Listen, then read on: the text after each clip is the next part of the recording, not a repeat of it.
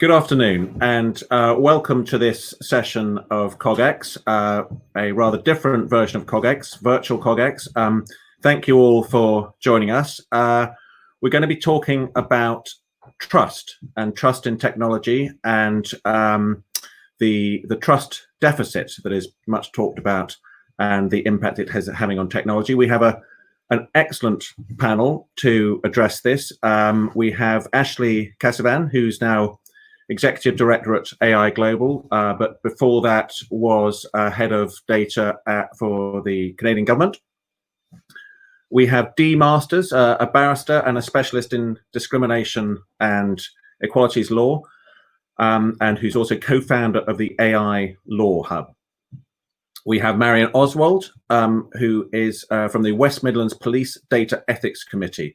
She's chair of that committee and she's a senior fellow in law at Northumbria, and has a huge amount of experience of the difficulty of using AI and data in a trustworthy way in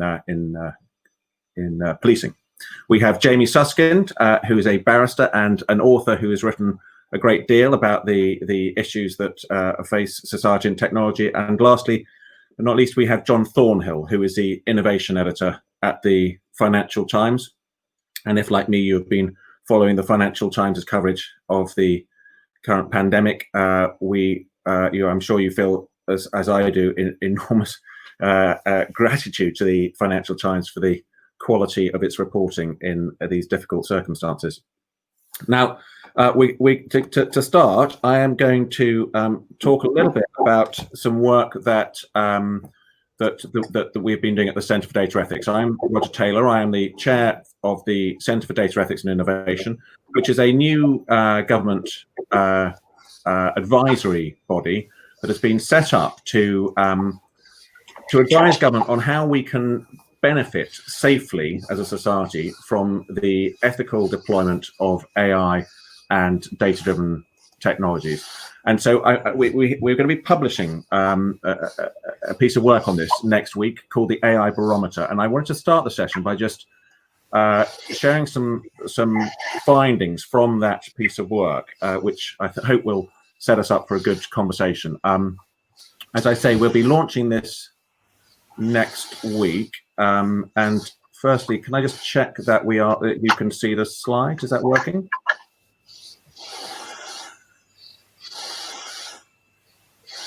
Yes, there we go. So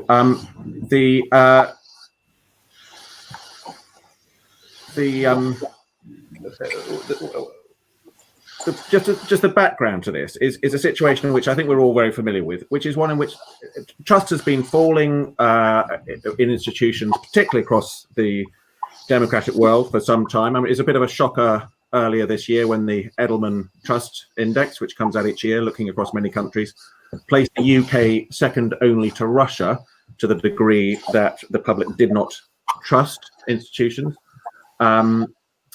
China came out as a much more trusted country. The population said they trusted it. This is troubling in the sense that on measures of things such as corruption or in terms of the material well-being of the people of this country, it would seem that they had better reason to trust the UK government than the Chinese population does to trust the Chinese government. But that's not where we are right now. And there's many explanations for this. I mean, low trust may be seen as a part of an effective democracy. It's a sign of a healthy, functioning society. There are questions about the degree to which low trust has been caused by technology because of the way that social media operates. And there are questions about what we mean by trust. Do we mean trust in the competence of organizations or trust in their intent? But I really want to focus on this issue of trust and what is the impact of low trust on our ability as a society to adopt technology and to use it beneficially.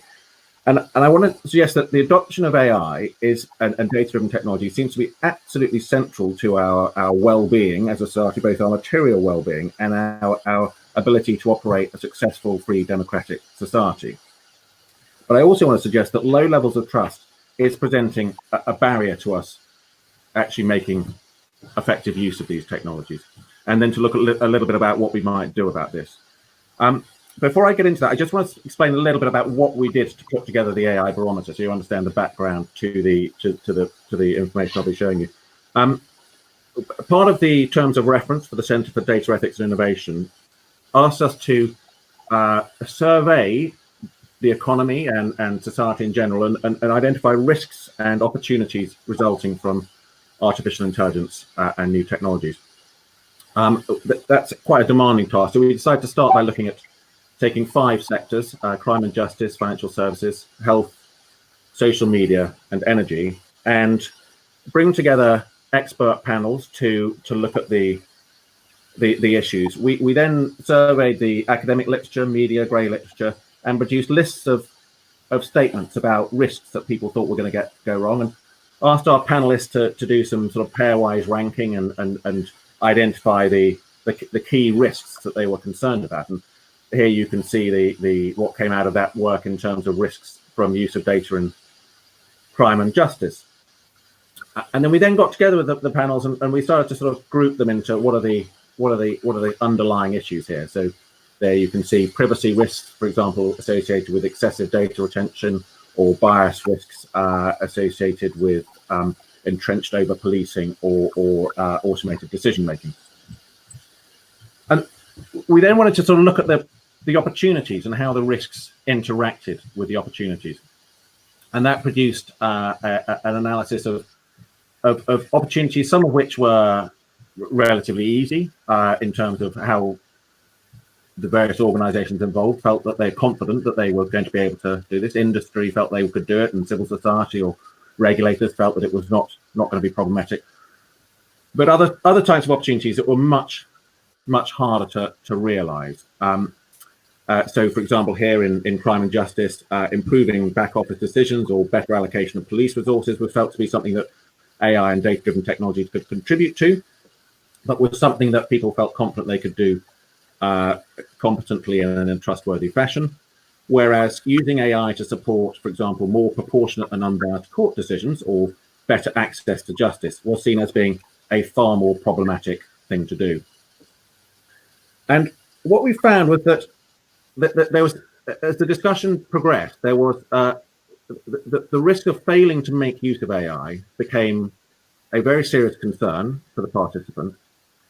And in particular, it became clear that there was a class of types of problems that were unlikely to happen given where we are right now in terms of our regulatory structures, our industry, and the public tolerance for the adoption of new technologies. And those are characterized by being situations where they rely on large amounts of data, complex data, often about human behavior. They inform significant decisions about people's lives. They often have an interaction with human rights, and they often require coordination between multiple organizations within a particular sector. But also, perhaps most importantly, they are the use cases that are most pertinent to the most pressing problems that we face as society today. For example, trying to create more unbiased and fairer institutions, trying to create a reliable, decentralized green energy grid, protecting health in the current crisis. We're all aware, very aware, of the need to use data and technology efficiently to protect people's health, supporting vulnerable people, or tackling disinformation. These are all areas where the problem is difficult in terms of the trade-off between people's human rights in terms of their autonomy or their freedom of speech versus the social and societal benefits that can come from effective use of technology, and the need for organizations to be able to work together safely to deliver these outcomes. So what is the problem here? Why is trust an issue in terms of deploying these technologies for these kinds of ends? And we worked with the groups to analyze the risks, as it were, and to look at the underlying things that were driving the risks that were stopping people moving forward. And the slide I'm showing you now is the summary of that work, which identifies 5 key barriers, all of which we think contribute to trust. Now, low trust is in itself a barrier in the sense that If institutions feel the public is not going to trust them to do something, they will be disinclined to do it, particularly if it is a government institution or a public service institution. But the barriers we can see here break down into a number of areas. For example, workforce barriers. Having the right level of skills, having a diverse workforce. If we don't have a skilled and diverse workforce, we will not build up trust, and we will not deliver reliable products. Knowledge barriers, again, are an obstacle here. If we have insufficient understanding of, for example, the security risks in a world where computing capabilities are developing rapidly, that is liable to undermine trust and our ability to deliver AI ethically. But I want to focus on just two of these in particular at the moment: governance barriers and data barriers. The governance barriers, governance in this context is often seen as being primarily a question of technology outpacing regulation, and most dramatically illustrated perhaps by the use of automated systems to promote media through social media, which has proved enormously powerful, but has certainly run ahead of the traditional forms of regulation in mass media.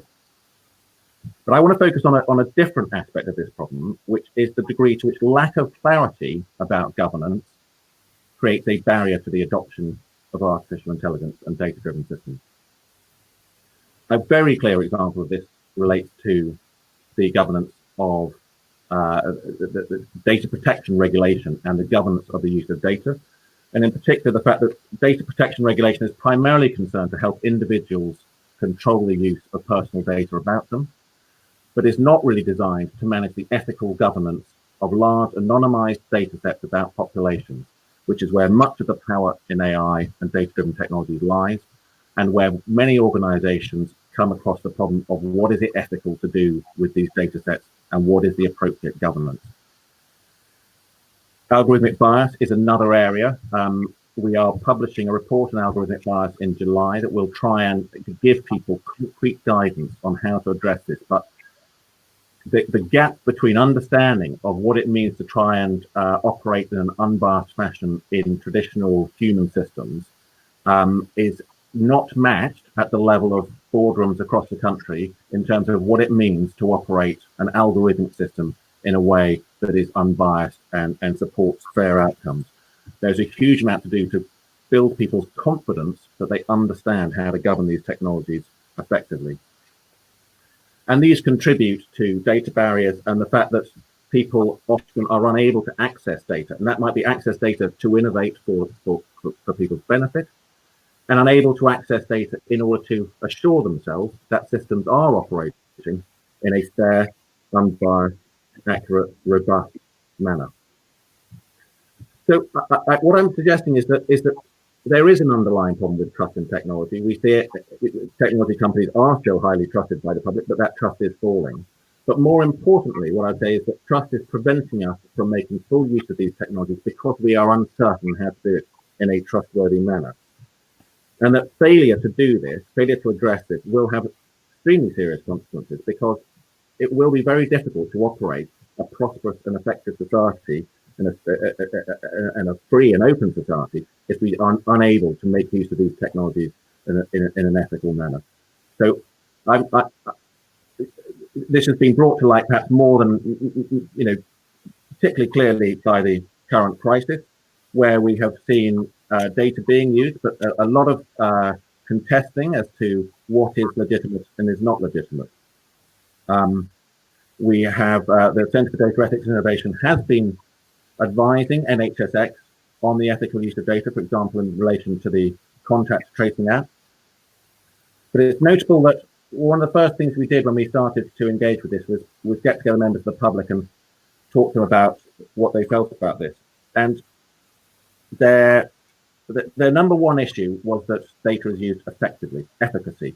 That if you can use the data to combat the virus, you should be doing that. Privacy was a concern, but privacy was subordinate to efficacy. It is notable that in the subsequent debate, often it has been felt that to build public trust, it is necessary to reduce data usage and to heighten privacy, when in fact the message from the public is that their efficacy is the number one thing. Showing that you can effectively tackle the virus is the thing that will do most to build public trust. There's a real question there as to whether we've got the judgments right as to how to build trust in these difficult times. So I'm going to stop there and close the slides so that we can go back to the panel. And I would now like to invite the first of the panelists to respond to those comments. And we're going to start with Ashley. Ashley, you've had real experience of working in government and trying to deal with some of these complex areas. Over to you. Thank you. Thanks so much. Thanks, Roger, for having me. It's great to be part of this panel and discussing trust. It's something that I've been really interested in, not just in the work that I've done looking at it from an algorithmic bias perspective, but also when I led open data efforts, both municipally and then federally within Canada. And I think that these concepts of transparency and even the efficacy of use of that you've just mentioned with COVID becomes really important throughout all of this.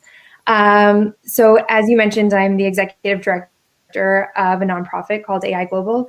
We sit at the intersection of government, industry, civil society, and academia to try and build practical tools to implement responsible AI. And that's really evolved out of the work that I started within the Government of Canada. We were the first national government to look at what does responsible AI actually mean, and really to address those aspects of trust that you just spoke about. Ipsos did a survey of Canadians in 2018 and really looked at their trust with using AI tools. And as you can imagine, a lot of similar results to what you just came up with, what you're also talking about and what you found in your own studies. And one of the things that's, most interesting to me from that was the more that the tool could be useful or matter and support the general public, the more wary people were of that. And so when we started building the Directive on Automated Decision-Making Systems in the Government of Canada, which is the policy that tried to address these issues, we really looked at where was government starting to use these various different mechanisms in different types of technology. I'm just going to use AI in the broadest sense. And that's why we called it the Directive on Automated Decision-Making Systems. And to try and, as you're doing, really tackle and understand what are those issues with trust. And that directive really worked to do two things. One, it tried to understand what type of technology we're using and that they're not all the same. So we might be using an automated decision-making system to predict whether or not somebody gets a certain campground spot because the government does that through national parks, or whether or not the canal is going to be open for skating in the winter. That's a very different thing than whether or not somebody's going to be able to get a temporary visa to work in the country or to even be able to enter the border, which we're starting to see automated predictive systems do and help augment staff within border services. And we want the proliferation of these tools because it does help to attract more people to the country, both to study here and to come. But we need to make sure that we're doing this in a way that there's known and accepted guardrails around that. So it's clear what those criteria are, the parameters are that those decisions are making those systems. And that really helps to build trust within society for the use and existence of those tools. But again, we might not want to take the same rigor approach to the campground example that we would with crossing the border. So the directive looked at that and what the potential risk of each of these applications were, and then had requirements to address that. Things like third-party review or recourse or notification. If we have a chatbot, do you know that you're actually talking to a chatbot? Is that something that matters? And since we built that, I worked to implement that within some of these departments and got a really interesting view from the practitioners in terms of what would their challenges be when actually trying to implement these guardrails or rules. And what it came down to was when we said things like third-party review, what does that actually mean, and what does good look like? And one of the other things that we did, which I can talk to more after, is procurement mechanism as well. So looking at not just how do we apply these rules inside for the departments that are providing these services, but then also the vendors that we work with. So we created an AI supplier list, a pre-qualified supplier list, and we looked at competency, capacity, and ethics. And the challenge with this was that we had measurable ways to say, okay, you are competent in building these AI systems because you have such degrees or such experience. You have the capacity on your team to do that. Again, measurable mechanisms for that, tried and true through procurement practices. But we didn't have the same for ethics.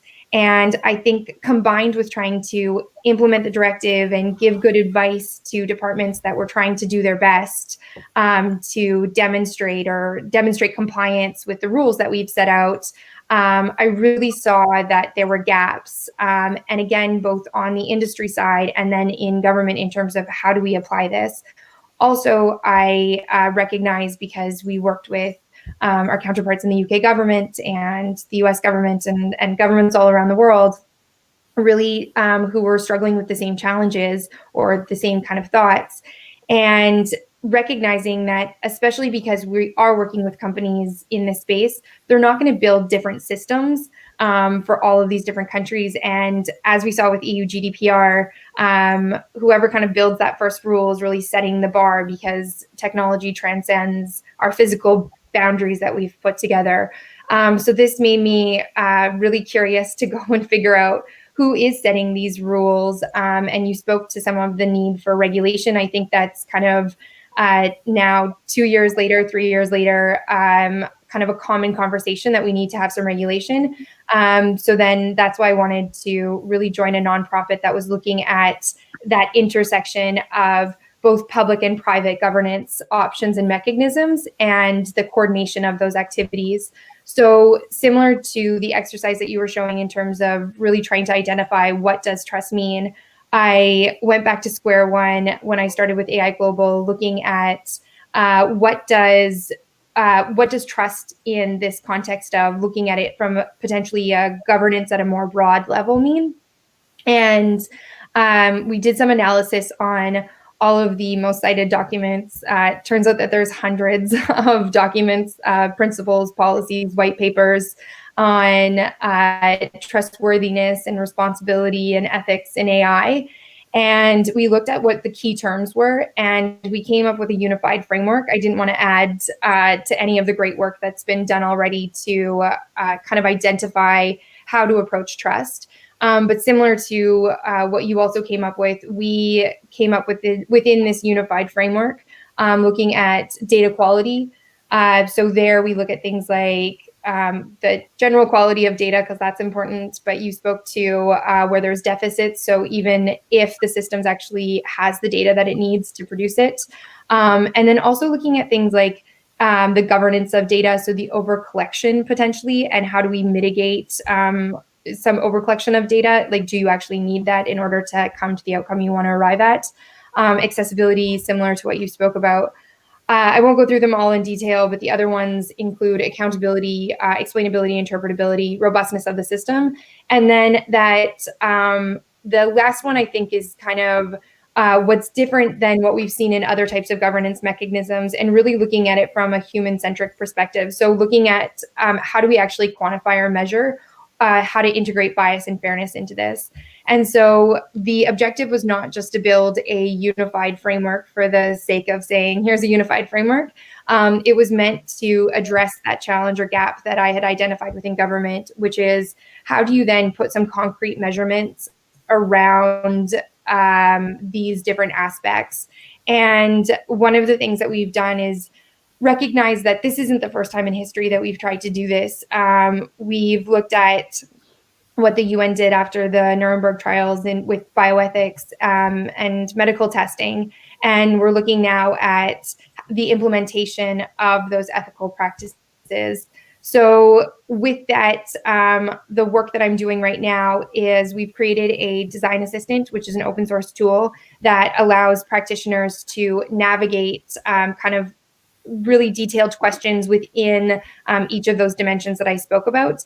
And we hope that by doing this and then also having additional tools to support after they've done this survey or this assessment, what do they need to potentially improve? And what that's doing with those different tools is bringing together best practices. And there's a lot of lawyers on this team, so I will not speak to any of the laws because I'm not a lawyer.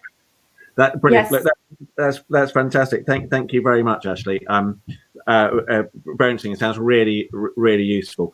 Just conscious of the time, so just going to perhaps move on now to Dee Masters to give her perspective on this, and particularly in relation to what you were saying in relation to bias and discrimination. Dee, over to you. Thanks, Roger. As a discrimination lawyer, I think what really struck me about your AI barometer was this public perception. You're finding that people understand that AI systems can be biased and that bias can lead to discrimination. Now, I'm a huge advocate and supporter of AI. I absolutely believe that it can transform business and people's lives.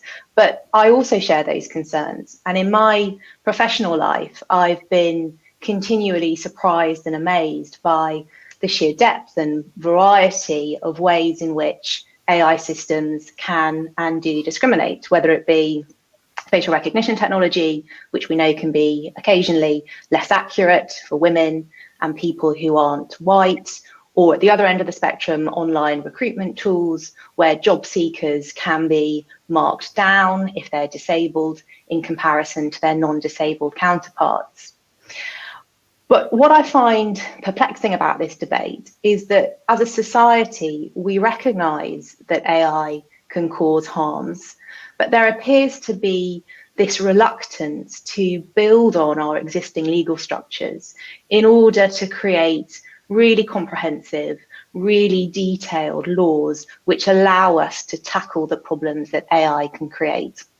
And I've come to that conclusion really for two reasons. First of all, Ashley's been talking about some of those ethical standards that are out there. And if you look globally, there are hundreds of ethical guidelines, ethical rules. And there seems to be this sense, especially within civil society, that ethical rules are somehow a substitute for good laws. Now, I don't have a problem with ethical principles. I think they have a place. But as a lawyer, there's something fuzzy. There's a lack of certainty. And secondly, my colleague Robin Allen, QC, and I were asked last year to do a report for Equinet, that's the European network of equality bodies, to look at this interplay between AI and equality. And what we discovered is that across Europe, if you look at lawmaking bodies, less than a third were actually thinking about specialised legislation that would tackle the scope for discrimination in AI systems. So there's this understanding that AI can cause problems, and yet it seems this fear, this reluctance to move beyond ethical standards and into something more meaningful. Now, Roger, you're interested in trust and you want to promote trust. And it seems to me that if we want to create trust, the answer has to be the creation of really meaningful legal tools that have weight, that are creative, that are proportionate, tools that tell companies what they can't do, but just as importantly, tell companies what they can do. So it's not just a defensive point. Companies need to know that they can invest in AI and they can flourish without a competitor down the road perhaps being less conscientious and not using AI in such an appropriate way, but being permitted to do that because all there is in place are these fuzzy ethical rules rather than the weight and the bite of the law. Now, what does effective legal regulation look like? Well, this is something that Robin and I have been thinking about. And if I can just focus on inequality for a moment, here in Great Britain, we have legislation, we have the Equality Act, which says at a very high level, AI and algorithms can't discriminate. What we don't have is the detail, and we have a major limitation, which is that because of the black box, which of course is inherent to AI systems, it's not easy to peer inside a system and understand whether or not discrimination is taking place. Indeed, there are examples where people don't even know that a computer is making a decision about them. So Robin and I have been thinking hard about, well, what legal changes could be introduced that might go some way to opening up the black box and tackling some of the difficulty around transparency. We've got lots of ideas, but there were just 5 I wanted to quickly highlight today. Need to be very quick. Sorry, we're slightly running over time. Sure. Public register of high-risk applications. Not every AI system, but those that really have an impact. There should be a public register of them. There should be mandatory auditing of AI systems, not just data protection rules, but also do these comply with the principle of equality. Certification schemes, so that we know that aspects of the AI system, for example, the data it's been trained on, are compliant with the principle of equality. We think that there should be rules making sure that companies can't hide behind intellectual property and trade agreements in order to justify not explaining the way in which AI systems are used. And finally, we think there needs to be a formalisation of the burden of proof, so that if individuals want to challenge systems, it's not that they have to prove everything, it's that opaque systems have to be justified by the people that use them. Brilliant. Thank you very much.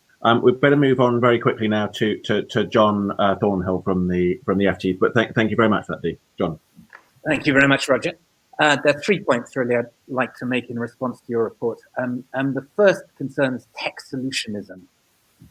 AI is not the answer to every problem. I mean, at tech conferences, even remotely, we all tend to get very excited by what technology can do. And I think we're quite right to focus on the enormous potential and opportunity that there is for AI to improve our societies and our economies and our lives. But it cannot solve everything. And I think it's incredibly dangerous to pretend that it can.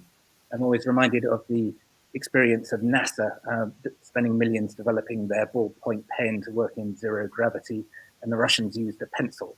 Very often pencils in space or anywhere else are a very good technology, and we should focus on what works, the efficacy that we've been talking about, which I think is incredibly important. And I think there is a danger when it comes in our current healthcare crisis to talk about contact tracing apps or immunity passports, that we are in a rush to deploy technology solutions which are not ready for deployment. And I think that could be enormously damaging to the trust that you're focusing on in your report. Second point is on data governance regimes. We tend to think that technology as it is today is somehow preordained, it's been predetermined. But it's very much a result of what has happened in the development of big tech. And they have almost set the terms of debate on this. And I think that governments and regulators have pretty much followed their agenda. And I think, I mean, as Shoshana Zuboff wrote in her book on the age of surveillance capitalism, there's been quite an unhealthy symbiosis between big tech and big government, that they somehow thought that this was a good way to go. And it's led to surveillance capitalism and surveillance state.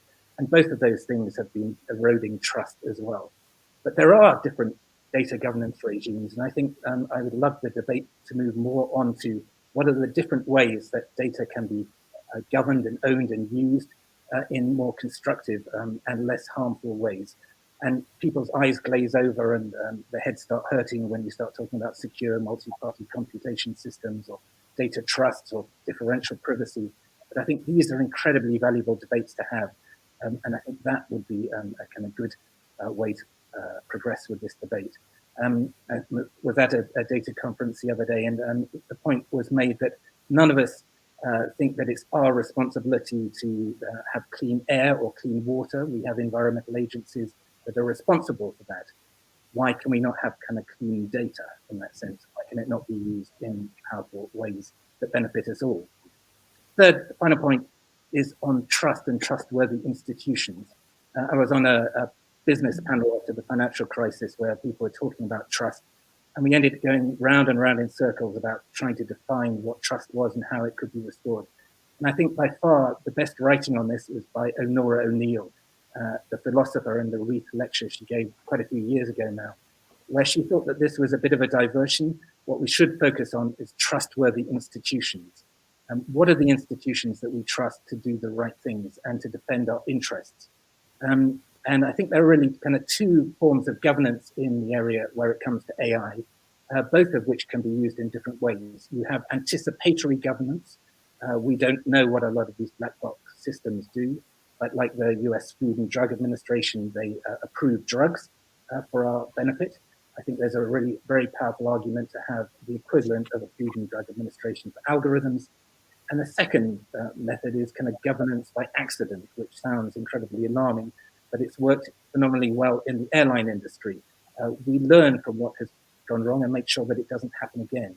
And for areas like self-driving cars, that could be an enormously valuable area as well. So I think that Dee was absolutely right to stress that we should use the legal systems that we have, and we ought to reinforce those. But I think there is also room for being more imaginative and creative in creating trustworthy institutions that can reframe a lot of these debates. Brilliant. Thank you very much. Very helpful and very succinct, very to the point. Because of time, I'm going to move straight on to Jamie. Yeah, Jamie. Thank you very much. Like Dee, I'm also a lawyer, and it's said that to a hammer, everything looks like a nail, and no doubt to us lawyers, everything looks like something that you might be able to fix with more laws. But I also write and think about technology from a political theory perspective. And what I'm doing just now, as I come to you, is I'm trying to work on this next book about how we regulate technology, which is obviously the big question of the day. And I'll keep my remarks very succinct because I know we're short on time. It seems to me that that technology poses two threats to our current legal framework. One is that new technologies undermine laws that already exist and make it difficult for them to be enforced by claimants. So discrimination law is a good example. A lot of the time, not only do you not know if a machine is discriminating against you, you don't even necessarily know if an automated system is being used at all. And there are regulations and the like which can try to change that position. But there's also a problem thrown up by technology, which is that they give rise to new moral and political issues that our old laws didn't anticipate. So for instance, when you apply for credit or for a mortgage, or for insurance, it's now possible for the people who distribute those things in society to use data about you which has nothing to do with the data that you would perhaps expect to be used. So for instance, it may well be that who you're Facebook friends with is a good indicator of whether you are likely to pay back your debts. If you're Facebook friends with other people who have not paid back their debts, then statistically a machine learning system may well detect a higher risk for you. Now, that may or may not be unlawful under discrimination law, and it may or may not be unlawful under data protection law, depending on which jurisdiction you're in. But it's clearly a new type of problem raised by technology. And so we have to devise laws and systems of governance which can deal with both the first one, shoring up our existing laws and norms, and our second one, which is new problems that are thrown up. Now, one of the questions I think that arises out of today's discussion is this: does our existing framework suffice, but that we need to sort of patch it up and add new layers on top of it? Or do we need a different approach entirely? I started off my research for this book thinking perhaps the former, but now increasingly I lean to the latter, while being entirely cognizant of the fact that devising entirely new legal systems from scratch is very difficult. But the basic challenge I think we face is this: we currently exist in a paradigm where we regulate technology essentially, not always, but mostly at the individual level. It's for individuals to vindicate and enforce their rights against technology companies. And most importantly of all, it's the individuals who can consent by clicking a box for terms and conditions that no one reads. Even in the most rigorous data protection systems like here in Europe, you can consent away all of your rights. So the key regulatory focus we have just now is we regulate through giving individuals so-called consent.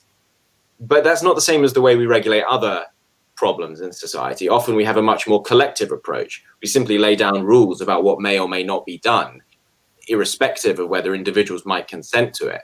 I, for instance, cannot consent to earn less than the minimum wage, even if I wanted to. And it may be the case that there are some things we shouldn't be able to consent to in the future either.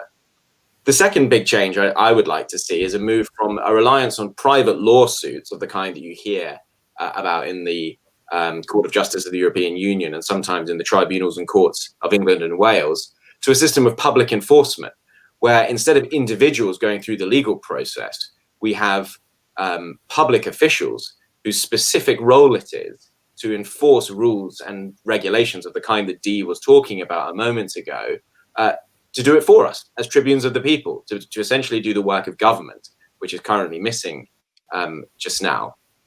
And combined, actually, those two changes would make a very radical difference to the way that we govern technology. It would mean an entire departure from the GDPR paradigm of consent, and it would mean a complete departure from what you currently have in America.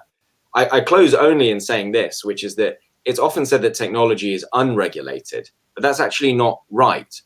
Technology is regulated. It's just regulated in a particular way. We have laws relating to contract law and tort law and property law, all of which, by and large, operate within the paradigm that I've just described, and most of which favor the powerful against the powerless. What I would like to see is a move away from our current legal paradigm, which not only favors inherently the more powerful groups in society, and that's even leaving aside things like Section 230, which has been in the news a lot recently, which expressly protects tech companies from suit in particular circumstances, but a move which shifts the burden in society off those who are, as it were, the subjects of technology, people to whom technology is something that is done, and onto those who own, control, and manufacture technology. And to me, that would be a colossal political revolution as well as a legal one, and it's one that I hope to see in our lifetime. Very good. That's very helpful. Well, I think that's a great introduction to go to Marion, who obviously is working with a powerful organisation in the form of West Midlands Police, and that wishes to use technology in a way that's beneficial. It'd be good to hear your thoughts on the value of more regulation and legal controls. Yeah, thanks very much, Roger. It's great to be on the panel. When I first saw that the barometer was focusing on trust, the question that really occurred to me was whether we should trust technology. So whether the tech is trustworthy, and by that I mean whether the whole system, including the people who within it who use it and develop it, not just the technology of itself, does what it's supposed to do. Does it show that it does that, and is it doing nothing that it shouldn't do as well? That's a really key aspect. And I think that the coronavirus situation that we're in at the moment demonstrates the real difficulties of actually determining that within an uncertain environment, or when you're trying to deal with new threats or new situations. And it's really difficult often to determine whether something is necessary and proportionate from a legal point of view. Reliance on things like accuracy rates actually can be quite misleading and overlook some of the wider social implications of technology implementations, and what we can't or don't know, and whether something actually helps us to do what we need to do, as John was saying about the pencils in space. And that's why I think that independent and transparent and ongoing oversight with teeth is really crucial, to think about what bad things might happen from using the technology, and what the cumulative effect might be of things like AI tools informing other AI tools, and what might be the result of all that. As Roger said, I chair the West Midlands Police and Crime Commissioner and West Midlands Police Data Ethics Committee. It's a rather long title, but it's the first of its kind within a police force, and specifically is designed to oversee the projects developed by the West Midlands Police Data Lab, and we've also looked at a number of national projects. And I think what's really strong about the process that we have is, as again John mentioned, it is an anticipatory process of oversight. We look at projects right from idea phase through pilot and up to potential implementation.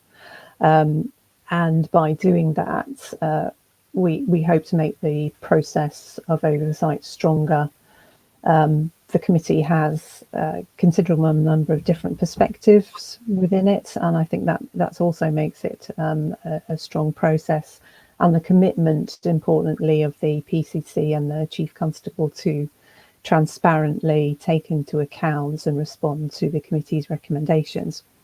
But like Dee, I'm really, I'm a lawyer, so I really appreciate the importance of the law, and so the terms of reference of that committee really focus on the law and the underlying legal compliance and the importance of that.